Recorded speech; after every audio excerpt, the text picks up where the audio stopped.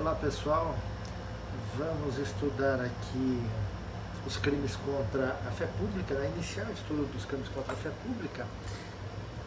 Mas antes disso, né, vamos falar um pouco o que é a fé pública. Né? A fé pública é aquela crença, aquela convicção que as pessoas têm, de forma geral, né, na autenticidade, no valor dos documentos e nos atos prescritos, né, naquelas relações coletivas. Ou seja, para a gente pegar como exemplo, né, basta olhar a minha carteira de identidade para saber quem sou eu. Eu não preciso a cada momento ficar provando quem sou eu para as pessoas, né? Eles vão olhar lá a minha carteira de identidade e vão acreditar naquilo que está escrito lá. Isto é fé pública. E isso ocorre de uma maneira geral, né? Não é um ou outro só que aceitam a carteira de identidade, né? Todos aceitam sem nenhum problema. Para o crime de falso, né? Os crimes de falso, né, os que ofendem a fé pública, né, a fé pública a gente chama, os crimes contra a fé pública a gente chama de delicta falsum, né, é necessário 3 requisitos básicos. Primeiro, o dolo. Segundo, a imitação da verdade. E terceiro, o dano potencial.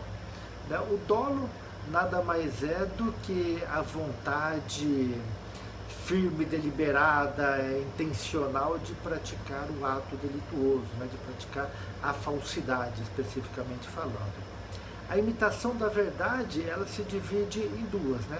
Na alteração da verdade, ou imutatio veri, que é a mudança, né, daquilo que é verdadeiro para uma coisa que é falsa, e também a imitação da verdade, ou imitatio veritatis, né, que é a fabricação, a criação de um documento falso. Então a gente estaria, no primeiro caso aqui, com um documento ideologicamente falso, e no segundo caso, um documento materialmente falso. Dentro desses documentos materialmente, ideologicamente falsos, a gente tem algumas formas, né, de se produzir. Né? A primeira, né, que a gente ouve muito falar, contrafação, que nada mais é que a fabricação de um documento, né, e a gente está falando aqui de documento, né, é a criação de um documento semelhante ao verdadeiro. A alteração é quando eu tenho um verdadeiro e eu transformo ele, eu modifico ele. É a supressão quando eu destruo, oculto alguma parte verdadeira daquele documento. A simulação ocorre quando, embora eu tenha um documento materialmente verdadeiro, mas o que nele contém não é verdadeiro, eu falsifiquei. Então a gente tem uma simulação ou uma falsidade ideológica. E por fim o uso, que é a utilização da coisa falsificada. O terceiro requisito, dano potencial. Há necessidade nesses crimes de idoneidade da conduta para iludir um número indeterminado de pessoas de inteligência e prudência medianas, né? Ou seja, homos médios, né? Então, não havendo essa idoneidade, não há que se falar do crime de falso. Né? Então, a falsidade grosseira, ela não tipifica o crime. E a gente tem 3 tipos de falsidade, né? A falsidade material, a falsidade ideológica e a falsidade pessoal. A material tem a ver com a contrafação, alteração e com a supressão, né? Tem a ver com a fabricação, com a criação do documento. A falsidade ideológica tem a ver com o que o documento relata, o que ele retrata, né? A ideia que ele nos transmite. E a falsidade pessoal tem a ver com a pessoa, né? A qualificação da pessoa, né? Aquela pessoa se apresenta como uma, mas na verdade na qualificação dela, idade, filiação, profissão, nacionalidade, são totalmente diferentes do que ela realmente é. Okay? Isso é de forma geral para todas as falsificações. Vamos entrar agora na moeda falsa, porque a gente vai estudar essa parte da moeda falsa, são 4 artigos apenas, né? Então diz lá o 289, falsificar fabricando-a ou alterando-a moeda metálica ou papel moeda de curso legal no país ou no estrangeiro. Então quando ele fala, primeira coisa assim, moeda, primeira coisa que a gente tem, é que falsificar fabricando ou alterando, nós já vimos lá atrás, né? Então primeira coisa, moeda, né? O que é moeda? Na verdade é uma medida comum de valores e um instrumento ou meio de escambo. É aquilo que a lei diz que serve para trocar com mercadorias, serviços e utilidades e que ela tem um determinado valor. Quem estabelece isso, é o Conselho Monetário Nacional, é uma lei que dá essa competência a ele. Uma outra coisa que a gente não pode esquecer, que eu já falei, é da idoneidade para enganar. Mas ele fala moeda metálica. O que é moeda metálica? É o níquel, que a gente tem, utiliza ainda hoje, mas de uma forma bem menor. Papel moeda, é o dinheiro, que a gente fala, a gente tem vulgarmente, a gente distingue a moeda como sendo a metálica e o dinheiro como sendo o papel moeda. Na verdade, ambos são moedas, só que um é metálico e outro é papel moeda. De curso legal no país ou no estrangeiro, ou seja, aquelas moedas que já não existem mais se forem falsificadas não se enquadra no artigo 289. Por quê? Porque a preocupação do legislador, na verdade, é aquilo que tem circulação no nosso sistema financeiro. Aquilo que não tem circulação no sistema financeiro não importa aqui. Essa credibilidade que deve ter o papel moeda ou a moeda metálica é que importa aqui, porque é isso que vai gerar o nosso sistema financeiro. O parágrafo 1º traz aqui, vejam aqui que a pena, para ver que é a reclusão de 3 a 12 anos, é uma pena razoável, é uma pena razoável. Depois a gente vai trazer alguns pontos mais questionáveis aqui, Vamos falar dos artigos, dos parágrafos e depois a gente volta. Das mesmas penas incorre quem por conta própria ou alheia, ou seja, de minha vontade ou pela vontade de terceiro, importa ou exporta, adquire, vende, troca, cede, empresta, guarda ou introduz na circulação moeda falsa. Então vejam bem, lá o caput, ele criminaliza a conduta de quem falsifica. No parágrafo 1º, é aquele que utiliza da moeda falsa. E ele utiliza de que forma? Seja importando, trazendo de fora do país para dentro, exportando daqui de dentro para fora, e vamos só voltar a lembrar o caput lá, que ele fala de moeda no curso legal no país ou no estrangeiro, ou seja, pode ser o real, pode ser o dólar, pode ser a libra esterlina, pode ser o franco não tem mais, se pode ser o euro, pode ser o que for, a moeda que for é a que vai valer, que pode tipificar o crime. Adquire, eu recebo de alguma forma, seja título gratuito ou oneroso, vende, eu passo para alguém a título oneroso, troca, posso trocar moeda verdadeira por falsa, cede, eu passo para alguém a moeda, empresta, guarda, deixo lá guardado por algum motivo, ou introduz na circulação, ou de alguma forma eu vou esparramando no mercado aquelas moedas falsas. De qualquer forma, responde pelo mesmo crime. O parágrafo 2º, quem tendo recebido de boa fé como verdadeira moeda falsa ou alterada, a restitui à circulação depois de conhecer a falsidade, é punido com detenção de 6 meses a 2 anos.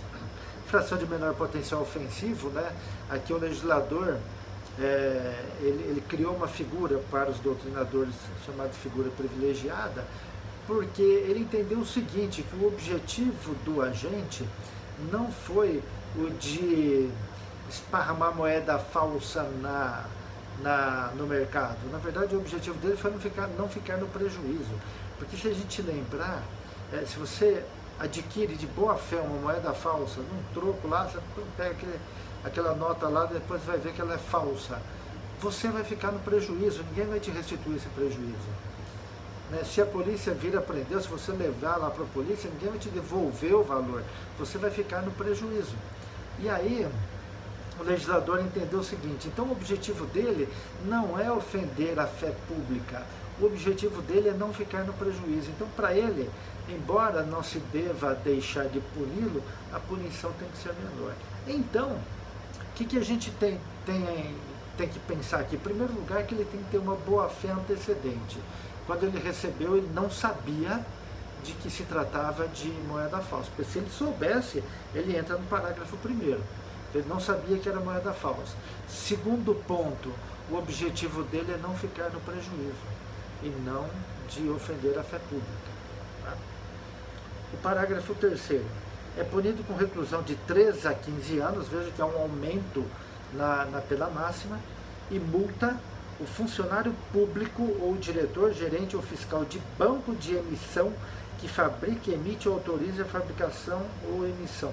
Veja que a gente tem aqui um crime próprio, ou de sujeito ativo especial. Ele já determina quem são as pessoas. Lembrando que a possibilidade da participação. Da coautoria, não, mas da participação, sim. Então, de quem emite ou autoriza a fabricação ou emissão de moeda com título ou peso inferior ao determinado em lei. Estamos de novo aqui numa norma penal em branco, né, homogênea, porque ele fala aqui da lei.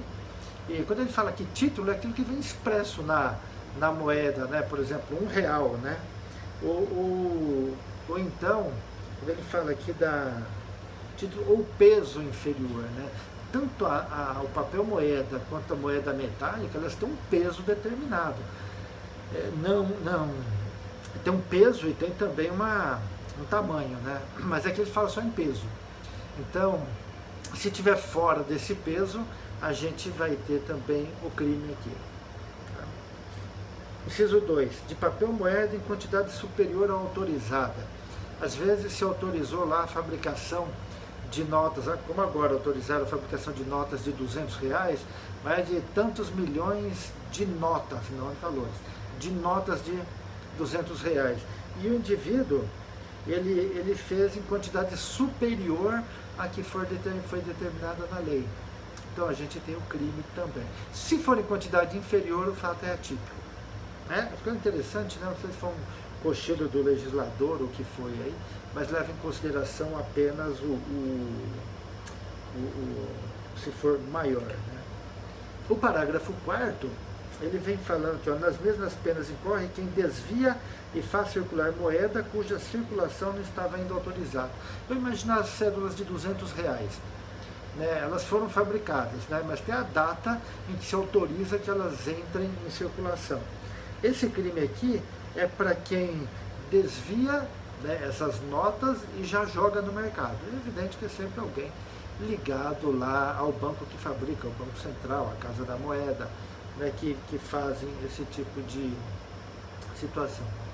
Há uma divergência na doutrina com relação ao princípio da insignificância, se aplica ou não a esse crime de moeda falsa, e uma boa parte da doutrina e da jurisprudência entende que nos crimes contra a fé pública não se aplica o princípio da insignificância. Se não me engano, o Nutt defendia essa posição, mas depois ele acabou mudando, entendendo que o princípio da insignificância não tem nada a ver com o sujeito passivo ou com a objetividade jurídica, né, do crime. Tem a ver com a sua influência, né, no bem jurídico tutelado. É isso só que deve se levar em consideração, o seu grau de interferência no bem jurídico tutelado. Mas é uma questão ainda discutível. Uma outra coisa também com relação à falsificação grosseira, né, que eu havia falado lá atrás, da idoneidade para enganar. Então a súmula 73 do STJ diz o seguinte: a utilização de papel moeda grosseiramente falsificado configura em tese o crime de estelionato da competência da Justiça Estadual. Por quê? O crime de moeda falsa é de competência da Justiça Federal porque ofende interesse da União, né? Por isso competência da Justiça Federal. Mas, se a falsificação for grosseira e isso descaracteriza o crime, então pode ser um crime de estelionato, por isso que fala em tese, a súmula, pode ser um crime de estelionato e aí a competência é da Justiça Estadual. Grande abraço.